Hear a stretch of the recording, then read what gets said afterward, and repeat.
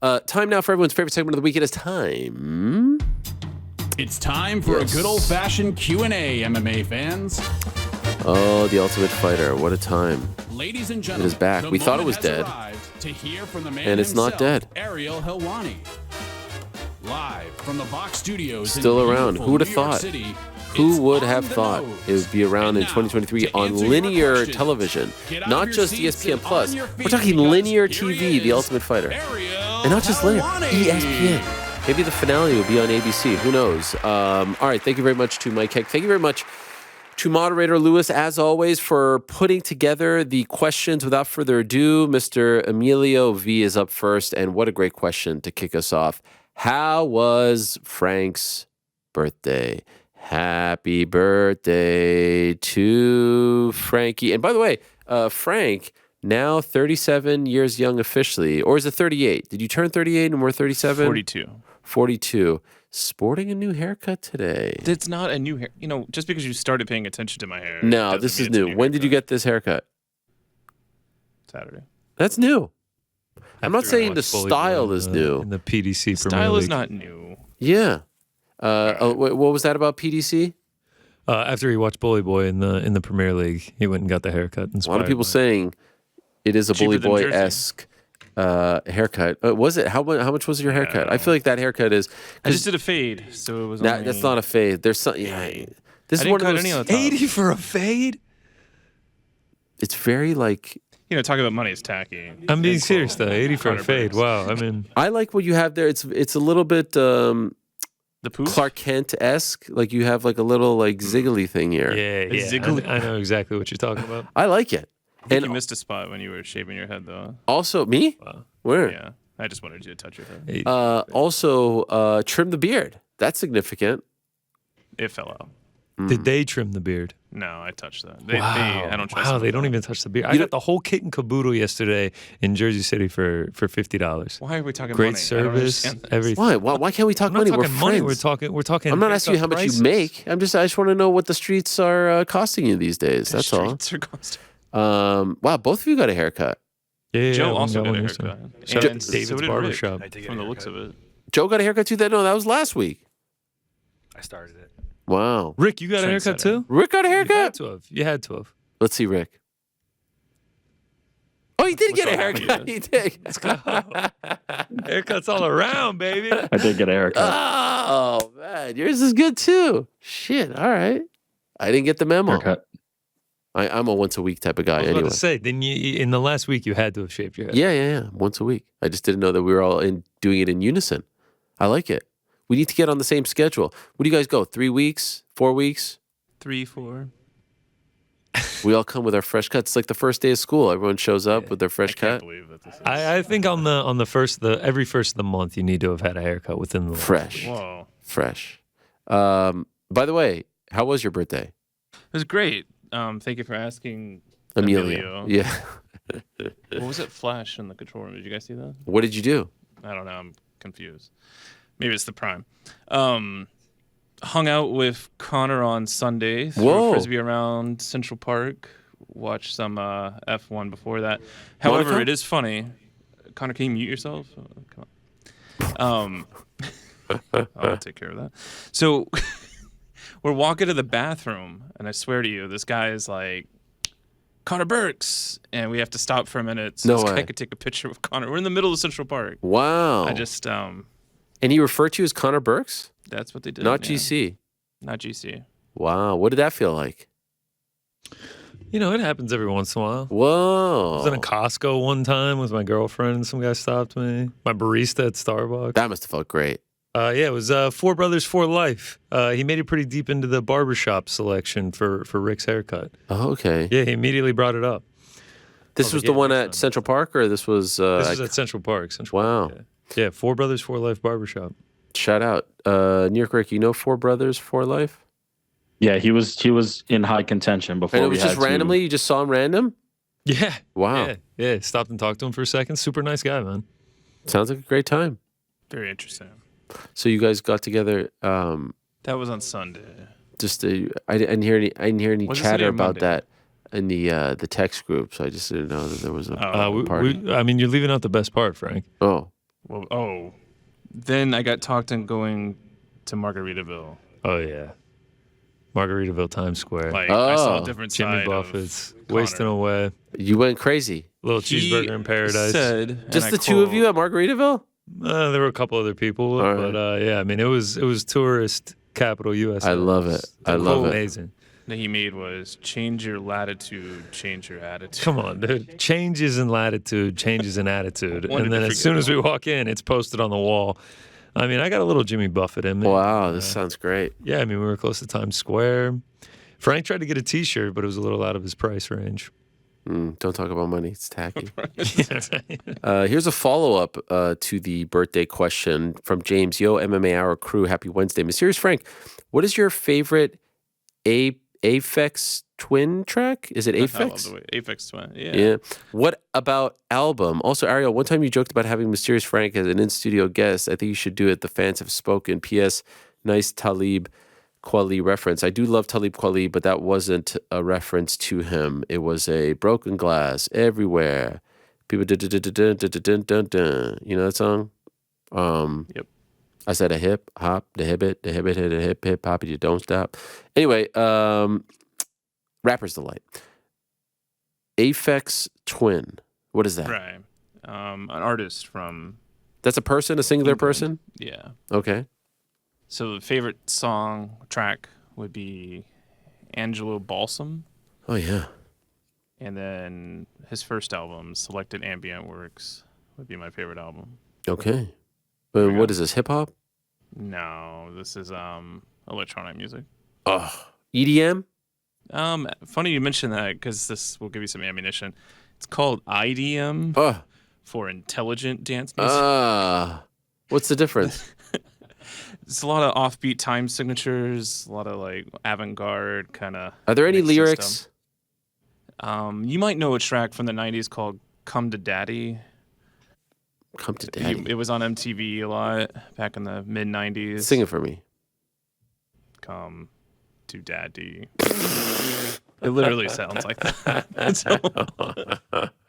But Moving on. generally, are there lyrics? I hate. No. I don't know how people go like, let's go to this concert. Like, who's playing? Some EDM. Like, what? You're just gonna go to a concert and it's just. It's not like that. Imagine like that, but broken up. I saw Aphex Twin in 2016 in Houston, and it was probably one of the best shows I've ever seen. H-Town. H-Town. Adriano, hello, Ariel. How many grams of salt are we to believe the headlines made by your good friend Chael P. Sonnen? A picogram, maybe? Last week he was having a conversation and dropped some wild little nuggets that didn't seem to be picked up by much of the media. Headline number one, the biggest one, was that he believes Jones Pavlovich was in the works, but the reason for this is because he believes Stipe gained too much weight for his rematch that he thought was believed to be against Francis Ngannou when preparing for July to fight Jones. The coaches didn't like what they saw. Ones that I didn't see much headlines, I would love to get your opinion on it, was Floyd Mayweather did apparently get popped, but was swept under the rug. Conor McGregor is to enter the USADA pool officially on June 1st, which may possibly get him on the MSG card, and UFC can create an exemption for Conor, and even though he wouldn't be in the pool for at least 6 months, Adesanya versus the winner of Whitaker or DDP isn't happening because it's a short time frame for the challenger to be prepared since the fight is in July, 293 is in September. I don't fucking know. The guy talks about all kinds of crazy stuff. But it's his delivery and it's his tone that is just also very lovable. He had a couple good nuggets in there, which drew my attention. But again, how much do we believe this man? He's Chael. Like, he just gets to play by his own rules. And it's choose your adventure with him. If you want to believe it, God bless. If you don't, God bless. Definitely the Stipe one I have not heard. And let me just say this. There is no chance in hell. I mean, I would be absolutely shocked. Maybe they do it now because I say it, that they would put Conor and John Jones on the same card at MSG. There's just no chance. First of all, MSG, very expensive arena to run. 1, 2, both those guys are very expensive. You're not going to splinter up, the pay-per-view with Conor and Jones. You're just not going to do that. Connor, hey Ariel, what are your thoughts on the recent run-in between Adesanya and Pereira in the airport? Both seem to have a lot of mutual respect for each other despite the beef. Further, what are your thoughts on the reluctance of the UFC to make the trilogy? This seems like the perfect trilogy match to run back immediately, in my opinion. I mean, especially considering the fact that there's literally no one right now at 185 pounds, and they booked this. It should have been Dricus, in my opinion, and then they booked this fight against Robert Whittaker. But yeah, in case you missed it, they were both at the airport, I believe, in Europe. Because I know Izzy was going to Puerto Rico, and I think Alex was in Europe coming home, and so maybe there was a stopover from New Zealand to Puerto Rico. I saw Izzy with Logan Paul and Alex. Who the hell knows? They ran into each other. They were in the security line. Izzy took a video of Alex. I thought it was funny. I thought it was kind of cool to see them kind of, playing with each other in that regard. But yeah, I mean, I think right now, if you look at the slate and what's to come back end of the year, Izzy versus Alex 3 in MMA, other than the Conor fight, I think is one of the highest grossing fights in the UFC. I think it's just as big, believe it or not, to Jones-Stipe. Because the current fan base, again, the ones that I'm talking to, the ones that Tough is appealing to, it's a whole new world out there, whole new fan base. They know Izzy very well. They love Izzy. He may be their favorite active fighter. They know Alex. They've seen the two fights. They're very recent. They don't know much about Stipe. They don't know much about John. They know John is the guy who came back after 3 years off and just beats Rogan. Am I crazy for saying this, New York Rick? Yeah, you are. Really? In terms of John Jones is a cult of personality. Like he's a different. I'm saying he's a different beast. I John don't think Jones, he needs Stipe, he doesn't need the dance partner. It's the John Jones show. He's still the guy. Okay, I'm not arguing that, but John Jones, Stipe, business-wise, People don't know Stipe. You're right. Like, so which does bigger? Do you agree with me that Izzy versus Alex is gigantic business for the UFC? big business for the Yes. UFC. Yep. Do you agree that back end of the year, outside of a Conor fight, which is just a different stratosphere, it's one of the biggest fights that they can make? Yeah, I would not put it above Jones, but it is one of the biggest. You don't think it could rival Jones Stipe? Nah. With the build, with the celebration, with the kid, with the knockout. Dude, I'm gonna do the New York Rick. What do we define like hell. big? What like Big? I don't think it will do. I don't think it would do better on pay per view. Is what I'll say. John Jones is still gonna do better on pay per view. GC, what do you think? Still think John Jones does better. Yeah. I don't know. Put it on the poll. You don't.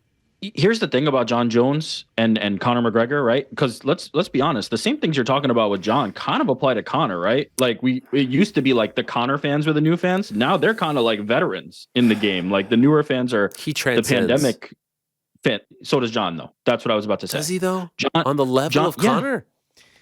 I know that I'm not on 285 card no. was fantastic, but all the metrics surrounding that, just like the engagement on everyone's YouTube videos, social posts, the amount of pay-per-view buys that they had. I don't know what the number was. For Jones? Yeah, that 285 card was just so huge. Was it that much bigger than Izzy Pereira? Izzy Pereira was pretty damn big. It was big. It was. But I still think John Jones would be bigger. And I also feel like I could be wrong with this. I feel like they'll stack the card bigger around I think John Izzy Jones. Pereira, and considering how Izzy just won, I think he is number one here's the active, problem. number two behind Conor in terms of popularity. Crazy or no? That I could see, especially with certain demographics. Here's the problem: Izzy Pereira is a relatively easy story to sell, right? Huge rivalry, but there's nuance. You have to kind of tell the story, right? You have to take them from the kickboxing fights to this, to that, and now to the inevitable third MMA fight, or maybe not inevitable, depending on what Alex does at 205. With John Jones, it's very easy, right? The sell is, and this works on casual fans, the GOAT is back. The greatest fighter of all time is fighting. Do you want to miss it? And that's it. And that's all you have to say, and it works. It'll work every time until he's no longer in that position. Okay, so I couldn't disagree more. I think that requires nuance. To explain why John Jones versus Stipe Miocic means something requires nuance. It Izzy doesn't have versus to be Pereira John versus Stipe. is a no. I'm talking that fight. I'm talking that fight versus that fight. I'm talking Izzy Pereira 3 versus Jones Miocic 1. Izzy Pereira is a car crash. We saw what happened in the first fight, incredible. We saw what happened in the second fight, one of the great finishes and one of the great celebrations and one of the great rivalries at this point. And now you see this and what this created, this like little back and forth. These two guys are, peanut butter and jelly. Stipe and John have no history. And again, matter. as I'm talking about this, I don't want you to think that I'm crapping on Stipe and John because that's a great fight. Obviously, it's historic, it's big, it's fun, it's all this stuff. All I'm saying is I think Izzy Pereira 3 rivals Stipe John in terms of the business that it would generate because of how popular Izzy is right now and how popular Alex is, by the way. Alex is more popular right now in the MMA universe than Stipe. That's a fact. I agree with that. But here's the thing. It's not about Stipe. Stipe is just the foil because John picked him. John versus Sergey, John versus Stipe.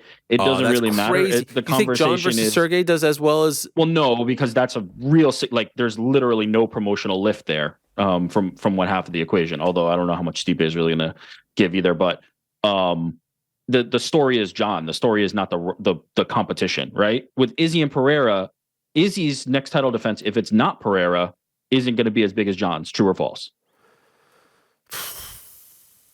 Izzy's is rivalry dependent, right? It's the story of Alex and Izzy. So popular. With John Jones, it's John Jones is back. Conor McGregor's back. Conor McGregor doesn't have to be fighting Michael Chandler. Now that's a great fight, and so is John and Stipe. But John Jones could be fighting anybody, and it's a different story. It requires more nuance. Listen, I love that fight. I love that rivalry. I think it's huge. I think you're 100% right, but it's just not as simple a sell as Can we make a YouTube poll here? I'm actually really curious. Yes, we can. So bigger fight. I think which fight will generate bigger business? X or Y? We're on it. Go ahead. What were you going to say? I was just going to say I'm with you. I think it does rival it, but I think at the end of the day, the John Jones one is bigger. Close, right? Close. Rivals is a good word. It'll give it a run Think of how for many its money. times. Think of how many times casual fans have tuned into golf for Tiger or tennis for Serena. John Jones is that guy. Izzy is not that guy. The casuals. It's a different thing. It's a different thing. Really come out for John Jones. I love the rivalry. I think it's up there, but it's different. It's completely different. The morning after the John Jones fight, I went to a diner in New Jersey, and there's like people just sitting there arguing about John Jones and what's next for him in the UFC and everything like that. I never see that ever. Do we agree though that Izzy Pereira is the biggest fight that they can make for Izzy next? Oh yeah, no doubt, doubt, massively, massively. As long as we agree with that. Well, I mean, to his credit, because he's just destroyed everybody. Like Israel Adesanya has run through everybody. This is what we need. Bigger fight. We need Izzy Pereira 3 or Izzy Jones. I mean, that would be that could rival some real big pay-per-views. Being serious, right? Yeah, that'd be that's unbelievable. Jones comes back down the lightweight after that. You think 5-year real question? Do you think we'll ever hear like the whispers of that one again? Like maybe when Izzy's like kind of like he's gotten through two more title fights. Maybe if John doesn't want to fight Sergey or he doesn't feel motivated by that, he's like, let me just go down real quick. I feel like Izzy would have to be at 205. Like Izzy had already had a fight at 205, and now John Jones is like, fucking meet in the middle. Meet in the middle. Let's go. That would be unbelievable. The build would be so freaking great for that. God, incredible. I mean, that would be like world tour quality shit. The trash talk would be amazing. God, I wish we got that. Dylan, Ariel and crew, longtime follower from Toronto. Hello. Would love your thoughts on this. This includes Rick, GC, Mysterious Frank, as you all represent different viewpoints through different eras of the UFC. There is, often an annual discussion about the best division. Do you guys think that the best division is partially determined by the competitiveness of the division in relation to its current champion? Divisions where there have been more title changing hands in contrast to divisions with champions with long defense streaks. Were divisions perceived competitiveness like light heavyweight damaged by John Jones or middleweight by Anderson? Thanks as always. I guess it's hard to say. I think with Anderson and even with Jones to a degree, because they beat everyone, then you're standing around saying like, who's left? What's next? And it feels shallow as a result to a division where the title is changing hands a lot. But I think we could all tell when there's like 155 has great talent, 135 has great talent. That talent isn't on the same level, and I mean this in favor of the former, as 205 or heavyweight right now, and I think we could all get that. To the question, I don't necessarily think the dominant champion dictates how good the champion is. Or excuse me, dictates how good the weight class is what I meant to say. So just because you have a dominant champion, like DJ was dominant, the rest of the division really had nothing to do with how we viewed the weight class. I think we all knew back then the division was a little bit shallow. Who's a long reigning champion right now? Well, I think a good comparison for this would be Charles Oliveira, right? Because everybody thinks of 155 as a Shark Tank, and then they look at his title run, and that's what made it kind of special, is how many good guys he was going through and continuing to keep that run. I think there's definitely, points of comparison that can be made, but I think of it less of an indictment of is the division weak or shallow, and more a credit to how hard it is to be a long-reigning champion. I just don't know if it's black and white like that, right? Yeah, but yeah, it's definitely not. I 100% agree with you there. It's not.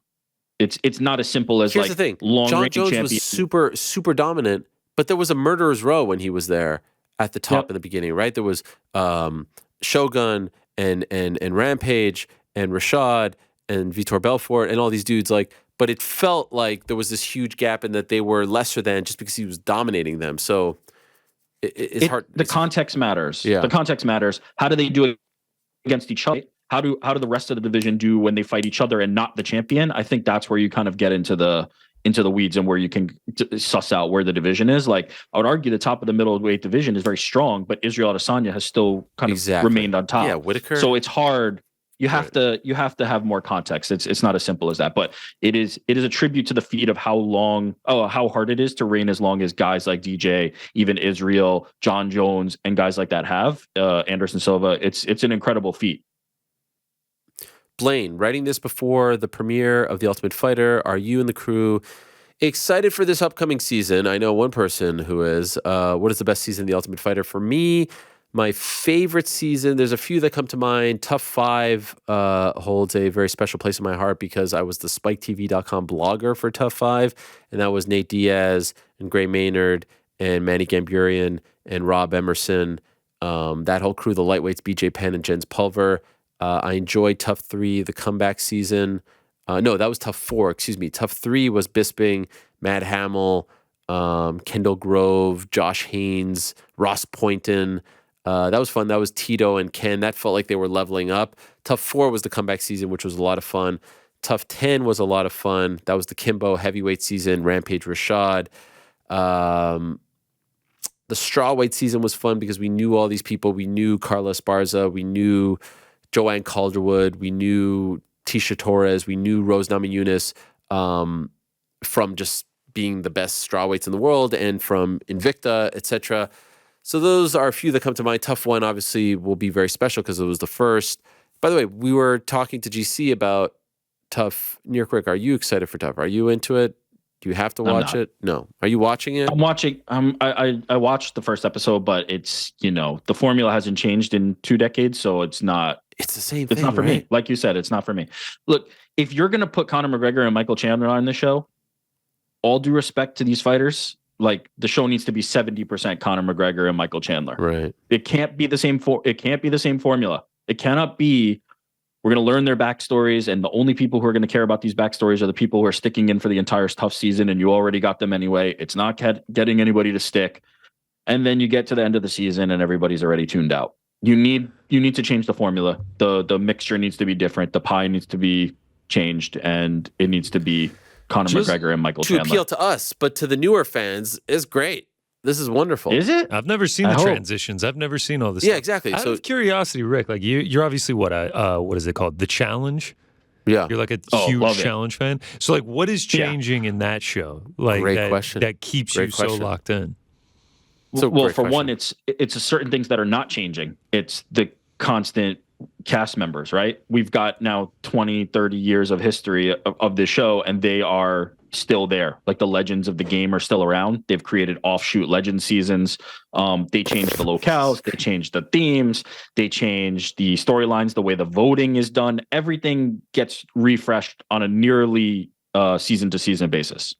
So but it's the same characters. Lots of turnover. That's the point, right? I'm not learning about 10 new people that I'm not going to care about by the end of this run. I'm watching the people that I grew up watching.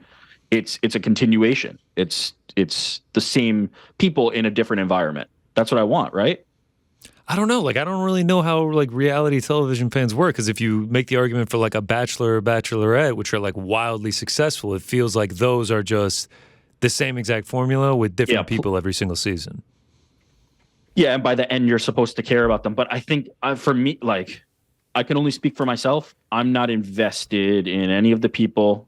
The level of talent, to Ariel's point, is completely diluted, right? There used to like season 5. Ariel was talking about season 5. Season 5 is one of my favorites. Season 5 and 10 are probably the two that I stuck the closest to.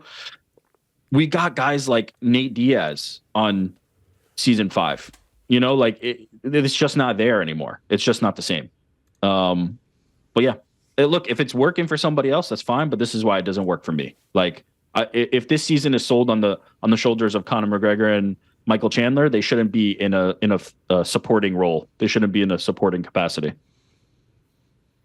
All right, there you have it. Fair enough. By the way, Frank, you watching The Ultimate Fighter? I missed the first episode. Yeah. You were still sad about the stars. It was very sad. Why would you have to bring that up? I've never seen someone who was so sad about a team that he only started rooting for 3 weeks ago. I think that's the biggest thing. That's why I feel like it's a bit. Like it's just like couldn't be bothered to even see one star's score the entire season, and now we're getting text updates. Like, I texted him at one point. My birthday's. He doesn't text enough. He's texting too much. Like, what the hell do you guys want? Well, here's the thing: is that we'll text 80 times in a row, and then Frank will just be like, "Dang, the Stars are down 1-0." I mean, I texted him about to relate with you guys about the Sunday plans, and he's just like, "You just better hope that the Stars win, or I'm going to be in a really bad mood." I'm just like, Frank, can I give you a point of advice? Frank, can I give you a little bit of advice? I think you're going to do it regardless of what I say. No, if you don't want it, I won't. Let's hear it. Go ahead. Come on. I think you overcorrected a little bit to their criticism. I think when they were like ribbing you about the Stars thing, you overcorrected to now a little too much texting, and that's what they're now feeling. They're feeling that overcorrection. I think you got to just ride with what you are. You know, like I'll have to explain. Joe has been very receptive to my. Well, you guys have been having side conversations about the Stars. He has because you're roasting him in the main one. Experienced something similar. What? With Boston. Joe has mentioned the Bruins. We know he's a Boston sports fan. No, I mean with the NBA. Yeah, but the Celtics. As soon as I knew Joe, as soon as I met him, I mean, within days or weeks of meeting him, I found out he is an all Boston sports fan. Like it's like he mentions them in the regular season. Oh yeah. He's like, Celtics doing great, Bruins doing great. Did this bet Patriots, for the Celtics? Oh yeah, Patriots, Bills on. You know, light jabbing. Another coworker comes in, not involved with the show, is giving Joe shit for being down 3-0 in the series. Like it's we know where this stands. Oh wait, the Stars came I out left of my nowhere. manual on how to talk to you guys about teams. No, but it's like, by the way, I'll have to consult when I get home. But see, this is my point, Frank. Just do your thing. Don't listen to You've the been feedback. receptive. Thank you, Ray. But the crazy thing about it is they just got bounced in the Western Conference Finals, right? You only started talking to them in the second round. You didn't even start talking about them in the first round. And all of a sudden you're like, and guys, by the way, this really sucks about the Stars. I really hope that Vegas wins the cup. And then you started talking about how your favorite player on the team is Mike Modano, and I was like, all right, what is going on here? I know. I'm living and dying with every Devils playoff game, and he's just like, yeah, you've made that known. You made that public. But he's not mentioning, he's like, yeah, Stars, I'm sweating that out as well. Look, Eichel's going to deliver. And the other thing is, he's like this. He writes like this really blows with no context, assuming that we're all watching the fucking Dallas Stars game on a Sunday night on Memorial Day weekend. When did he hit us? When did he hit us and was like, finally, let's go Stars? And I was like, I didn't. No one is watching this. I have no idea what's going on in this game. Like we got. By the way. It's a big L on your part, Frank, if I'm being honest, because like we got Rick invested in Forrest. He's watching Forrest. Yeah. You did a poor job of getting it. I would have jumped on the bandwagon. I've got no team to root for in the NHL playoffs. But all you did was like, this blows, this great, awesome, go Stars, emoji with a cowboy hat. Read my text? Oh my God, it's unbelievable. Emoji with a cowboy. I'm not gonna lie. At one point, I woke up early in the morning to a text from Ariel was like, "Congrats, Frankie," and Frank just responded with like 3 stars emojis. And for like the first hour and a half that I was awake, I was like, "What is that about? I knew what what is it Ariel was. even talking?" I mean, yeah, clearly you guys knew what it was, but like that's how disconnected I am with the stars that I saw the stars emoji and didn't even think. How about when they won and Ariel the next morning is like, "Sorry, Frank." I'm like, about what? You're like, oh my god, I read how it could you wrong. not know? No, that was a masterclass in texting that he said, "Sorry, Frankie," and then we're like, "Dude, the stars won, chill." And then when they got bounced, he responds to the "Sorry, Frankie" with "Sorry, Frankie." I mean, I actually went and checked for you, and I totally read it wrong. I read the score wrong, and so Oh wow. well, that was really nice of you. So next year, expect what did we learn here today? I feel like make your team declarations very public and clear. Very public. And don't Did you don't guys adjust hear me course. talk about Vegas 3 times now? Yeah. What, now you're a Vegas fan? That's what I just said. No, you can't do that. Come on. Are we gonna get text updates on the Vegas nights now? Do you not listen to anything I say? No, we're not getting text updates on the Vegas nights. No, I can't deal with that. Nick the Dane, gang, Jim Miller fights again this weekend. Yes, he has the most fights in the octagon, with this being his 42nd. Yes, will he make it to UFC 300? I don't see why not. What is this, 290 coming up next week? He's like right there. Why would I mean, his next fight could very well be at UFC 300. I know he likes to fight, rather, often, but when is UFC 3? If 291, let's try to figure this out. 291 is going to be, which is 291? Oh, July 29. 292 is August 19. Then let's say there's one in September, 293. Then let's say there's the October in Abu Dhabi, 294. 295 MSG, 296 is December, Vegas usually. 297 January, and there might be a double up here, but let's just assume 297 January, 298 February, 299 March. They did 2 in March this past year, so we're talking March or April, right? Which is weird because 100 and 200 were in July, International Fight Week, but I guess it's going to be March or April. So yes, I mean he might get one more in, but I don't see why not. Will he be inducted into the UFC Hall of Fame? That's a good question. Never was a champion. Never was really a title contender per se, but I mean, I don't see why not. If he makes it to 300, sure, why not? Is there anyone in the UFC right now that could eventually beat his record-setting amount of fights? Arlovsky will be at 40, but there's got to be some young blood who will top this, right? I mean, yeah, who knows? It's hard to say. I mean, it could be. I was just gonna say it could be a Raul, a young guy, but like it's not like, it's not like he came into the UFC as a 18-year-old. It's just a matter of if they're able to remain healthy and want to be active and things like that. So who knows? Abe, love the interview and bromance with Ade Oladipo. Yes, he's great. Big fan. Chael's a must-have guest for post pay-per-view Monday. And I feel Ade should be the same for post big time boxing card shows. Why not? We're pretty much the boxing hour here. Anyway, he made the point that Ngannou versus a top boxer goes badly for Le Prédateur. Unfortunately, I agree. But what about his first boxing match being against a recently retired top boxer / former world champ, someone like David Haye, Tony Bellew, Vladimir Klitschko? Bellew's definitely retired. Klitschko seems very busy right now. Maybe a David Haye. Am I crazy to think that he would? I mean, I feel like he would beat David Haye. Klitschko, I don't know.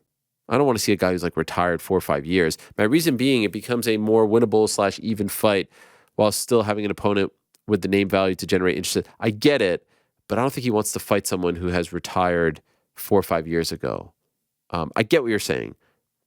Doesn't seem like that's the play that he's going after, at least. P.S. Hope to see you all at Wembley or WWE Money in the Bank in London. Your biggest fans are here in the UK. You know yourself. Much love, your boy Abe. I will be in London at the O2 in early July, late June, early July for Money in the Bank. My last official assignment for BT Sport, not because I'm leaving, but because on July 18th, they're changing their name to TNT Sports. And I don't think I'll be doing anything between July 1st, 2nd, and July 18th. So, yeah, one last hurrah with the BT brand, if you will. So that should be fun. Back in London. Was there last year. Manji, Ayu Bowan Ariel. Last Wednesday marked the 9th anniversary of TJ Dillashaw finishing Renan Barao for the first time to win the bantamweight title, one of the biggest upsets and one of the biggest betting underdog wins in MMA history. Can we talk about the Baron? Before he got beat that night, he was the number 3 ranked pound-for-pound fighter in the world. I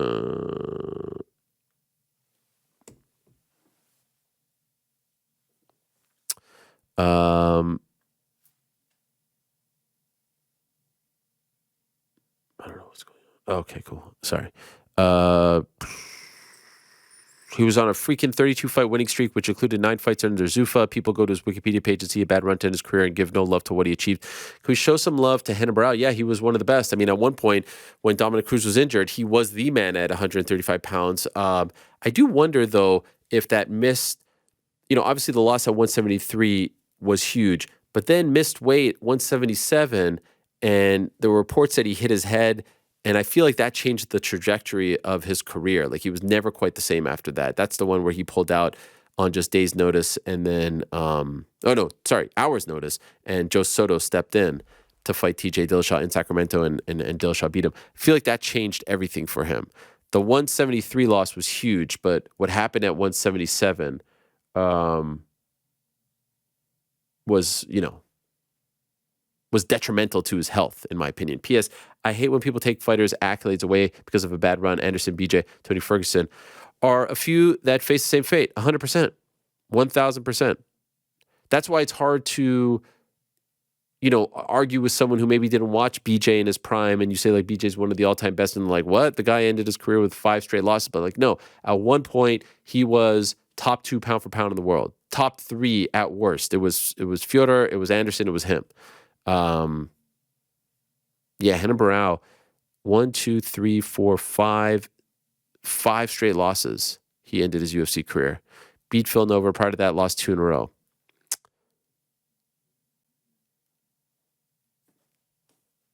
But you look at prior to that, and he's beating everyone.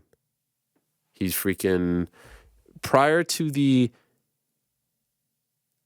TJ Dillashaw loss, he went into the TJ Dillashaw fight 32-1.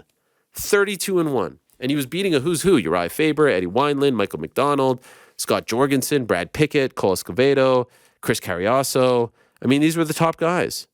But then, I really think what happened at 177, hitting his head on the sink, changed everything for him. All right. This is from Luke O'Callahan. What's up, Ariel? Hope all is well with you and the crew. Now that you've become a football fan and had interest in the World Cup, and by the way, shout out to my good friends over at Nottingham Forest for finishing up the year strong with the draw at Crystal Palace.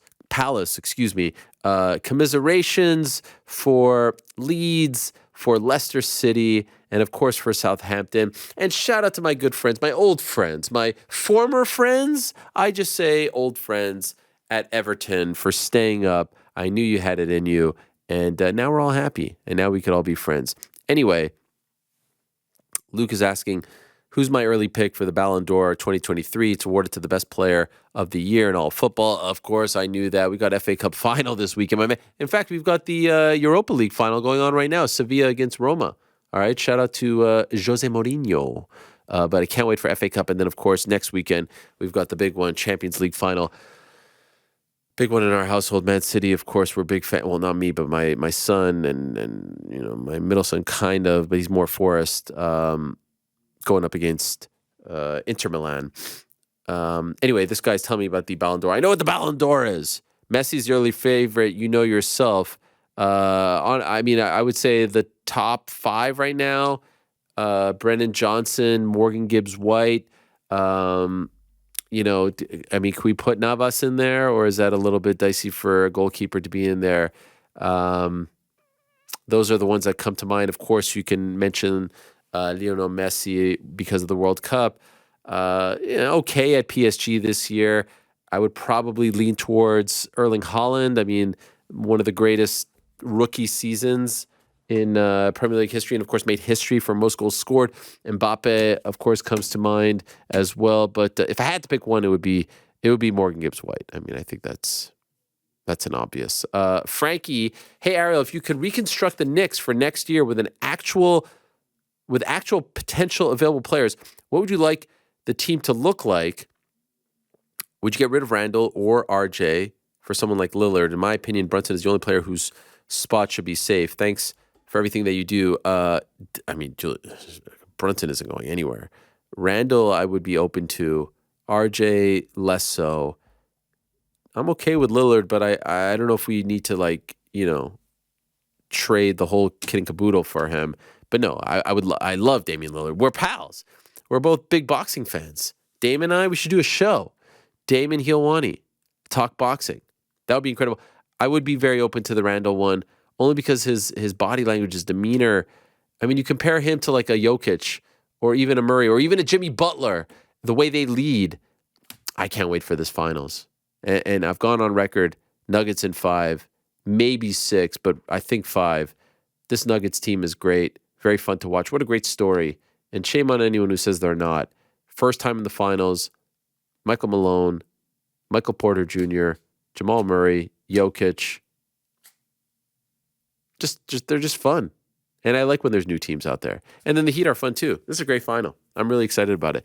Last one, Dave, you posted the clip of you and Vogue talking about your controversial strong preference for having a steak well done. You're a big deal. You've worked for every major corporation at this point. Undoubtedly, you have found yourself at some bigwig steakhouse business dinner. The waiter's taking orders.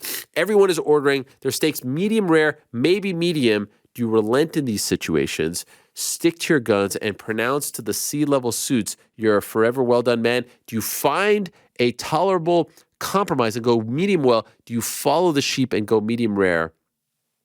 Do you just go fish to avoid the situation, which is a great call? Go for the fish. If I'm at a steakhouse and I'm sitting with some bigwigs and they're trying to wine and dine me, they're trying to woo me, and I sit there and order a well-done steak and they don't like me as a result of that, shame on them, and I don't want to work with them because they've just exposed their insecurities, their bias, their prejudice towards the common man. And so, yeah, I sit there, I tuck myself in, chest puffed out, and I say, bring it on. Well done, and hit me with some Hunt's ketchup on the side.